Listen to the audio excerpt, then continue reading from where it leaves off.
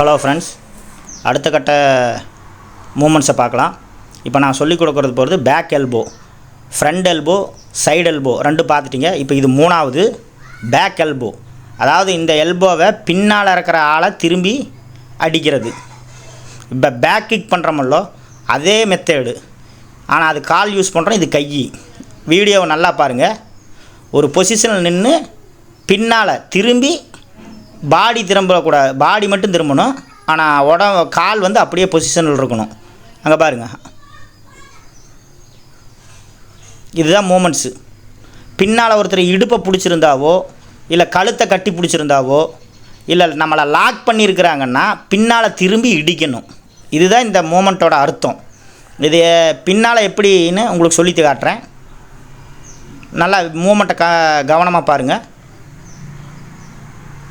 இதுதான் பொசிஷன். முழங்கை வந்து கூரான பகுதி இடிக்கணும். இந்த வீடியோவில் பாருங்கள்.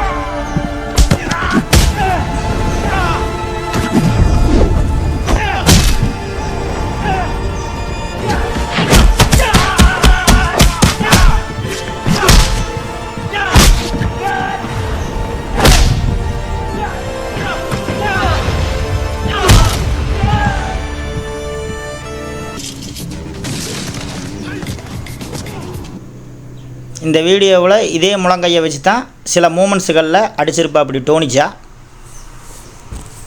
உங்களுக்கு ஒரு டெஃபனேஷன் காட்டுறதுக்காகத்தான் அதே வீடியோ ஆட் பண்ணேன். ஆனால் இதை பாடமாக பழகுங்க. இதனோட உண்மையான செயல் விளக்கம் என்னங்கிறத நான் உங்களுக்கு பின்னால் வர வீடியோவில் கட்டாயமாக காட்டுறேன்.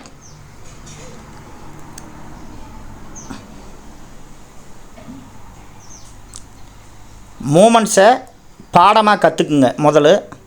அப்போ தான் அதுக்குண்டான செயல் விளக்கத்தை ஈஸியாக புரிஞ்சு அதை செயல்படுத்த முடியும். பாடம் கற்றுக்காமல் இதை வந்து ப்ராக்டிஸ் பண்ண முடியாது. ஃபஸ்ட்டு இம்பார்ட்டண்ட் கும்ஃபுவோட பாடங்கள் தான்.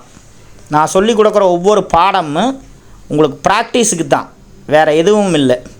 அதனுடைய செயல் விளக்கமெல்லாம் ஒவ்வொரு வீடியோவுக்கு பின்னாலையுமே நான் உங்களுக்கு கட்டாயமாக சொல்லித்தருவேன்.